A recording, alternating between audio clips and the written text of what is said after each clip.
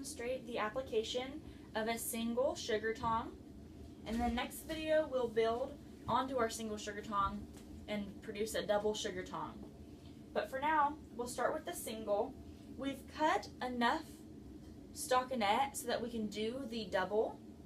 But for a single sugar tong, you're going to want to cut stockinette up to the mid bicep level so that you have enough to fold over and still capture all of this splinting material that's going to be wrapped behind the elbow.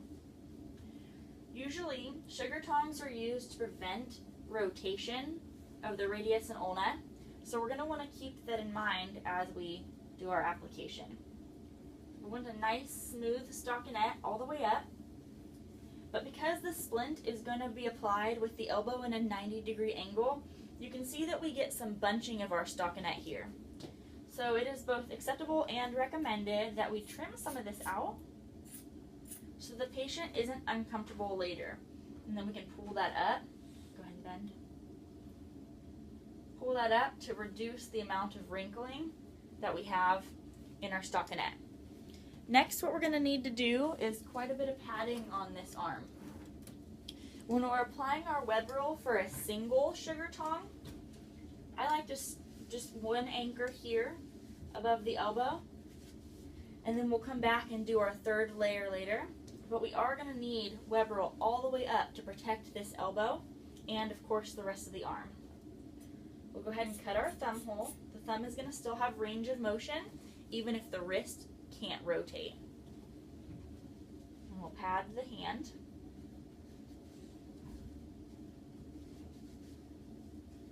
Around the base of the thumb here. Careful not to produce any wrinkles. And then we can tear and go over the top of the thumb. Fold this excess web roll down.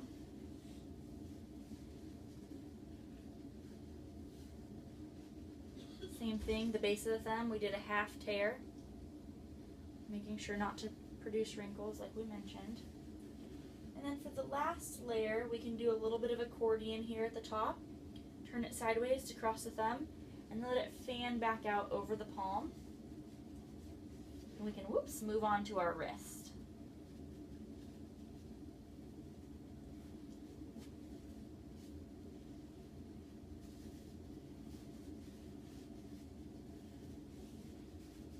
When you're applying the web roll, make sure to pull it taut so that you're not getting those wrinkles, but not so tight that you're going to compromise the patient's circulation. Most of the time, the web roll is going to tear before you get to the point of compression.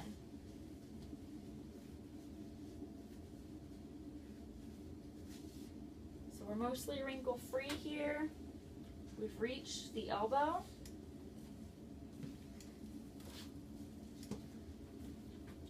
At this point, we want that patient's arm to be bent so that we know that we're not bunching up our padding at this elbow crease, because that can be uncomfortable and create pressure points in our splint.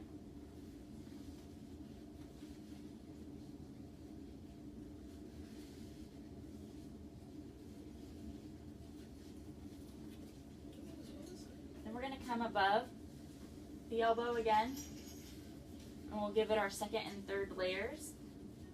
Something important for a sugar tong, though, is we've got this big triangle where there isn't any padding. You can use either 2 or 3 inch. And we're going to do light little layers on the back here, making sure that everywhere gets our 3 layers of padding.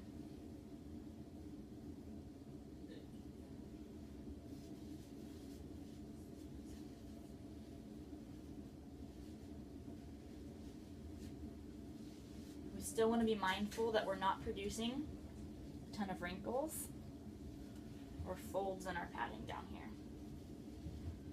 Okay, once you feel that the elbow and the rest of the arm has been adequately padded, you can go ahead and measure for your splint. Sugar tongs are especially tricky to measure for because by the time you make this turn around the elbow and back, a lot of times people find that they've cut too short. The goal is to have the splint go from the palmar crease, which if you don't know how to find it, just go ahead and bend those fingers straight down. You can feel the palmar crease with your index finger. It's going to wrap all the way around, come over the top of the hand, and end right below the knuckles on the back of the hand. So we'll go ahead and measure. Palmar crease. When you measure around the elbow, make sure that you go nice and high. We don't want the splint to be measured down here because that leads us to apply it down here, which means that not only will you have excess splinting material hanging off of the arm, but also that patient will be more likely to try to straighten their arm out, and it defeats the purpose of this 90-degree splint. So nice and high around the top of that splint, and then come back and tear right at the knuckle line. So even though we have this amount that we want to cut and measure for, you can add an inch or two to the end of either side just to ensure that you have enough length in your sugar tong.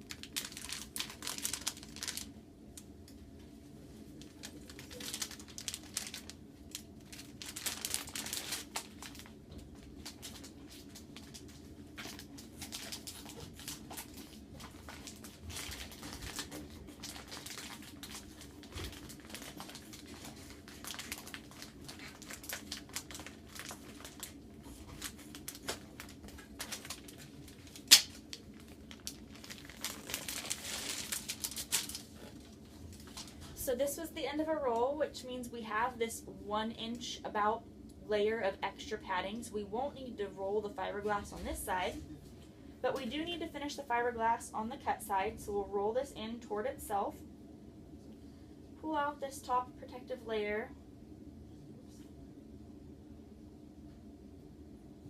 and then press that fiberglass onto itself so that we don't create any opportunity for fiberglass splinters.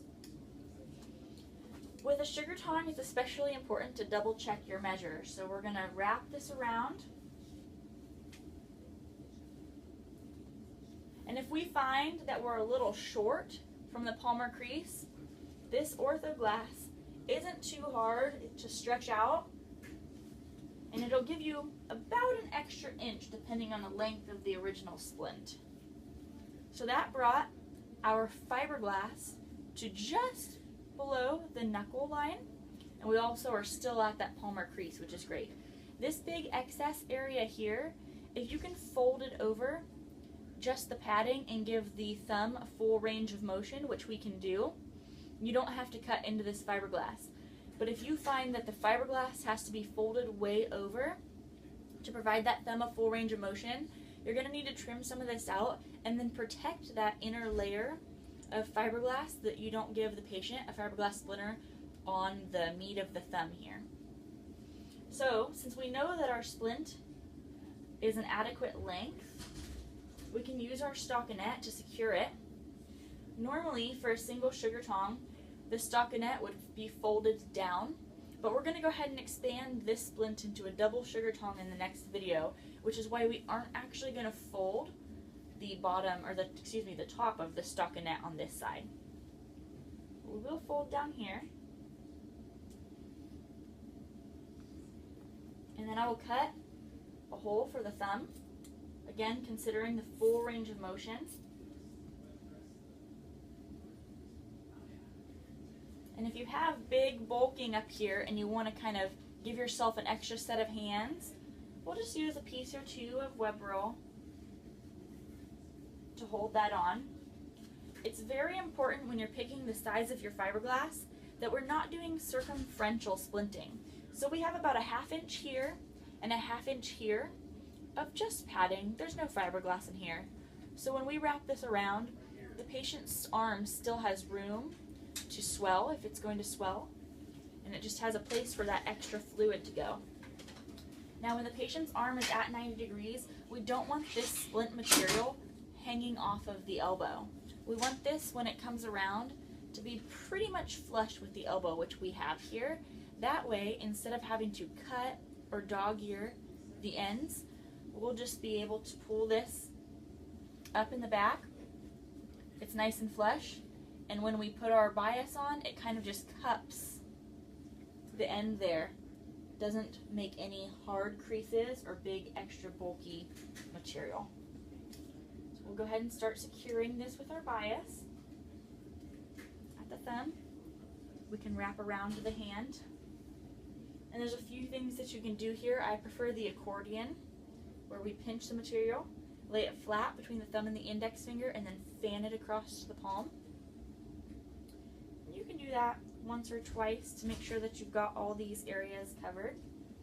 The other option is to cut another hole, being mindful of thumb range of motion, into our bias here. For this outer layer of bias, I'll cut in several directions. We've got to cut up and then one on each side so that we don't compromise the range of motion of the thumb. Go ahead and start finishing the bias on the arm. I've got a nice smooth bias layer here. It's flush with the elbow, and we're still at that 90 degrees, which is what we want. Patients will sometimes try to straighten their arm. Very important to make sure that we hold them in that 90-degree angle so that this splint is effective.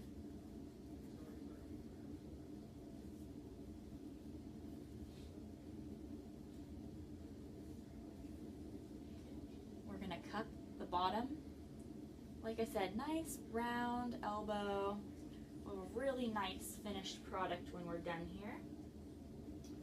That was just enough bias, so when you look at the bottom, we're covered. We don't have any white web roll or stockinette exposed. The elbow's at a great 90-degree angle, and this is a nice smooth surface so that we don't have extra padding, extra bunching, which would create pressure points. The patient's wrist should be slightly cocked up, just 10-15 degrees or so, always per our doctor's orders, to make sure that we're not compromising any of the interior structures of the wrist or arm.